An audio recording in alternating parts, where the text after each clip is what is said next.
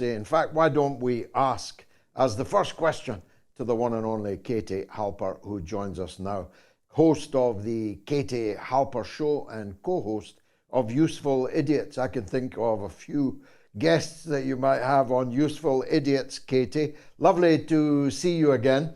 Who will be Thanks, Donald Trump's running mate, do you think? Honestly, I have no idea. I mean, the Republicans are so pathetic that it'll probably be someone who is, as usual, criticized him rightfully. But the Republicans are such spineless hypocrites that it's actually quite amusing seeing the people who Trump has humiliated and who try to insult Trump then line up, kind of throw themselves at his feet once they drop out of the race themselves. So who knows? Yeah, what I mean, he won last night. He won last night in New Hampshire, though plenty of Democrats voted for his rival, Nikki Haley. She's been built up by the media as papabile, as presidential, in the way that Ron DeSantis briefly was. But both of them have fallen by the wayside. The nomination is Trump's already, isn't it? Yeah, I think so. And I think that all of the nominees, potential nominees, all the candidates are very scary. But I actually think that Haley is probably the scariest because she's the most neoconish. And she's, unlike Trump, she's a fairly competent administrator. Now, I was mentioning with a caller just before you came on air, there's been more outrage amongst the glitterati, the chatterati, about the failure of the Academy to recognize fully or suitably, appropriately, the female star of Barbie than there has been about the fact that nearly 30,000 people have been killed in Gaza and that 70% of them have been women and children. And the lives of women in Gaza, in particular, have been reduced to a state of absolute destitution. And I was telling the caller about this phenomenon called PEP, Progressive Except Palestine. It's particularly true, isn't it, amongst liberal sectors of the United States? Well, I think here we see something called FEP, which I just thought of, which is Feminists Except Palestine. So you do have PEP, which is Progressive Except for on Palestine. But you actually, I was listening to you discussing this outcry from people like Hillary Clinton about the director and actress from, or actor, I should say, from Barbie being snubbed by the Oscars. And I actually was inspired by your analysis. So I tweeted out, I quote tweeted Hillary's tweet. Hillary tweeted, "Greta and Margot, while it can sting to win the box office but not take home the gold, your millions of fans love you. You're both so much more than Kenough," which is a joke about Ken from Barbie. So I quote tweeted that and I said, "Any room in your feminism for the women in Palestine being massacred, having C-sections without anesthesia, miscarrying because their hospitals have been bombed, using tent scraps as sanitary napkins, or no?" We'll see if she responds. Yeah. But that's, I doubt if she will, but it is something striking. There are so many paradoxes, aren't there? The people who used to be left are now right. They are fans of the FBI and the CIA and the so-called justice system. They're trying to Shanghai my friend Julian Assange and lock him away in a supermax. They are up for war here, there, and everywhere. And the people on the right that said they were America first turn out to be Israel first, before America. And so who does that leave, Katie? Yeah, I think it's a really disgusting bipartisan consensus that we're seeing around Israel, where there is a shared dehumanization of Palestinian life. We see Republicans and Democrats agreeing that ethnocracy and theocracy and settler colonialism should be defended, and Palestinians should be discarded and genocided. And what's interesting is that so many of the people, including the prime minister of Israel himself, Netanyahu. We know that these people couldn't care less about Palestinian lives, that they hold them in contempt. But what's interesting is that they claim to be motivated by a desire to save Jewish life and Jewish lives. And they don't even care about that because, of course, if they cared about the hostages, they'd stop the bombing. Not only are they refusing to engage in negotiations, which would, of course, lead to the release of hostages, but they're actually bombing them themselves. And as you alluded to earlier in the show, we now know that Israel, it wasn't just friendly, not just through friendly fire, but through a new version of the Hannibal directive, they chose to kill some of these people who were being held by Hamas. So this is not even about saving Jewish lives. It's not even about their racist vision. It's actually their racist vision is one that prioritizes killing Palestinians over saving Jewish lives. The one ray of sunshine, or one of the few rays of sunshine from the United States and here in Britain, I don't know if it's true elsewhere in Europe because I don't know those communities as well, but I'd be surprised if it isn't, is the number and the vivacity of and youthfulness of those Jewish activists standing up for Palestinian rights, opposing Israel. And you're one of the most significant voices in that, but there's a whole new generation. Of course, you're still very young, Katie, I don't mean to imply otherwise, but there's people even younger than you who are now appearing, emerging as leaders, as talkers, as interviewees. It's a wonderful sight to behold, isn't it? It is. That is something that's very inspiring to see. I mean, you have people who I think Israel is so blatant because thanks to social media, we're seeing Israel's genocide in real time. And it's a lot harder for people to cover up Israel's crimes. It's a lot harder for Israel to cover up its own crimes. So what you have is you have younger people who haven't been as indoctrinated with pro-Israel propaganda who are seeing Israel for what it is, which is a real genocidal nation. I mean, it's absolutely, it's not an exaggeration to say that what they're doing is genocide. And of course, for Jews like me, the takeaway of the Holocaust is not never again for Jews, but yeah, totally again for other people.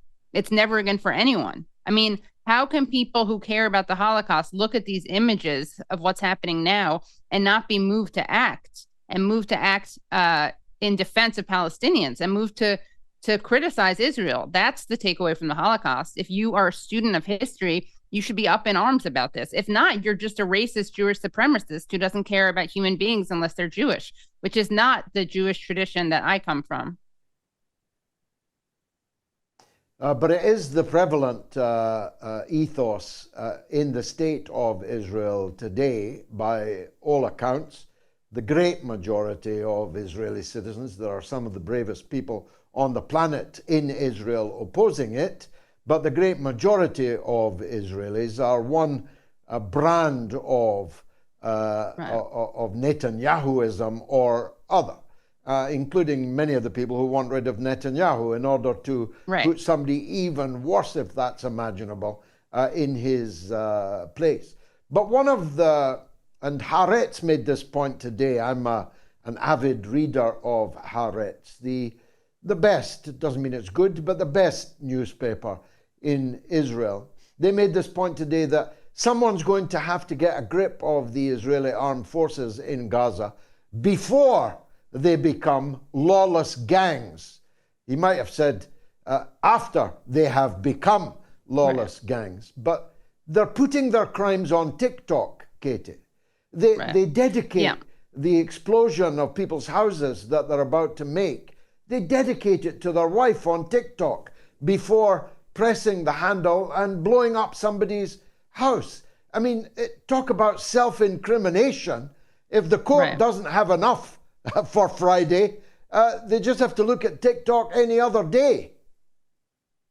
Yeah, I mean, I think that one thing I will point out, speaking of Israeli opposition, you're right that sadly, even among the people who are mad at Netanyahu, they still support using force, the kind of force he's using against the people of Gaza and against Palestinians in general. But there were some family members of the hostages who actually stormed Parliament the other day and demanded that the government engage in negotiations. And they said, what if it was your children? And of course, Netanyahu doesn't care because he's extending this genocide to extend his own political life. But I think that, you know, in terms of broadcasting their crimes, that is what happens when you live in a society. You know, Gideon Levy, who is a Haaretz journalist, Israeli, has said that there are three things that let the Israelis live with the occupation. One of them is thinking they're the chosen people. The other one is thinking that they're victims who can do no wrong. And the third one is the dehumanization of Palestinians. And we see that loud and clear right here, which is the fact that they don't even have the wherewithal or the awareness to hide their crimes because they're living in a society where the dehumanization of Palestinians is so built into it. It's like, you know, a fish doesn't know it's in water. These people don't know they're in such an environment of such hatred of Palestinians. And, you know, just today, I believe was, or yesterday, you had a man in Gaza who was giving an interview to a cameraman for a British channel, ITV. And he gave an interview and he was talking about how he was unable to get some of his family out who wanted to evacuate.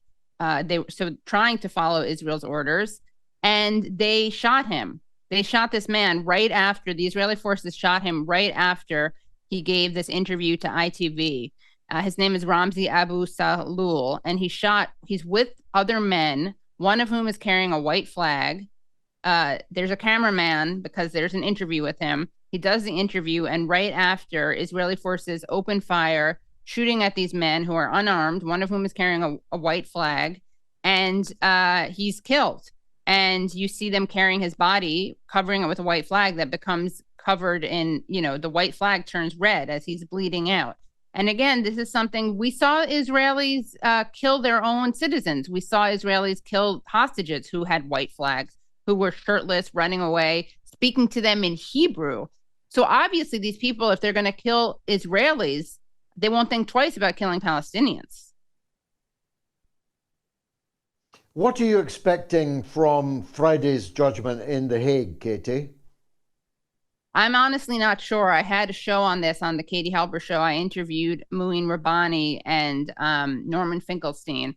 And, you know, there are a bunch of different options. They could say that there is a plausible case, but they may not make the recommendations for ceasefire.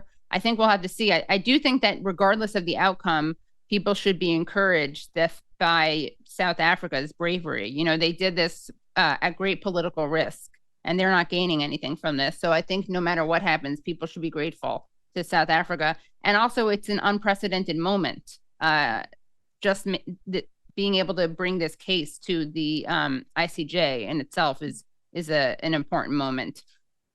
But, you know, what's unbelievable is I had on Craig McIver, who is this UN official, human rights lawyer who resigned over the UN's failure to deal with Gaza appropriately. And he says that usually when you're making a genocide case against someone or a nation, you have to like spend all this time going through files and in the archives and looking for evidence of genocidal intent. But in this case, the genocidal intent is so clear. I mean, anyone can see it. Anyone who says the intent isn't there is just lying. The only way you can defend Israel is by saying it's justified. But there are some people who will say that, who says, but yeah, sure, we should exterminate them all. But most people will pretend that it's not genocide, which just exposes them. Basically, anyone saying that there's no genocide in Palestine of the Palestinian people is either ignorant or a liar. Either way, they should be not taken seriously. Now, Britain, Germany, France, and the United States, they're getting the old band back together. Right. They have already declared that they will not accept a verdict of guilty from the ICJ. This is the rules-based order, the rules-based pick and mix order. That will do grave damage to their governments amongst their own public opinion and lay them open to legal action from their own citizens, won't it? I mean, I hope that would be a great outcome. I'm not sure. It's depressing how much the Western powers get away with their crimes. So it would be a very welcome outcome, but we'll have to see what happens. Here's some good press for you. Landrew says, if you haven't watched Norman Finkelstein on Katie's show, do. I can only imagine it must have been terrific. Norman's a great guest and you're a great host. And Gilbert says, well done, George. I'm impressed by your choice of this guest. What a lovely, intelligent girl. It brings out your faith in fellow human beings. She's really cheered me up. Great show. Keep thanks. it up. That's encouraging, Katie. How is your show doing and where can people find it? YouTube.com/The Katie Harper Show. You can also find it at patreon.com/The Katie Harper Show. You can also hear it on as a podcast on iTunes or wherever you listen to your podcasts. I also co-host Useful Idiots with Aaron Mate. And yes, since October 7th, we've been focusing on this issue because there's so much propaganda around it. And we brought on Palestinian guests, Noura Erakat, Mouin Rabbani, Ali Abu Nima. We also have brought on Jewish guests from Jewish Voice for Peace, brought on human rights voices like Craig McIver.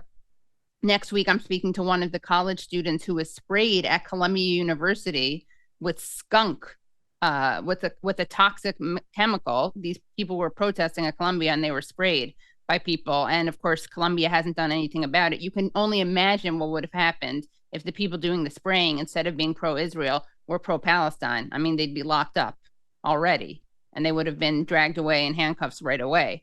But so this is, I think it's really important to focus on this issue. Also, Yumna Patel, who's great. She's a Mondo Weiss journalist usually based in the West Bank. And of course, we should mention that there was a Palestinian American 17-year-old who was killed in the West Bank by Israeli forces. He's from Louisiana. And he moved to Palestine in May, and he's was killed. And his father said, this is what Americans are funding, and how many mothers and fathers need to lose their children before this stops. And that really is a question I asked to everyone who's defending what Israel is doing. How many Palestinians need to die?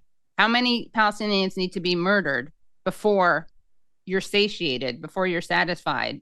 Those of you who keep invoking but Hamas, but October 7th, what do you think you're doing? First of all, you think you're creating more fans of Israel?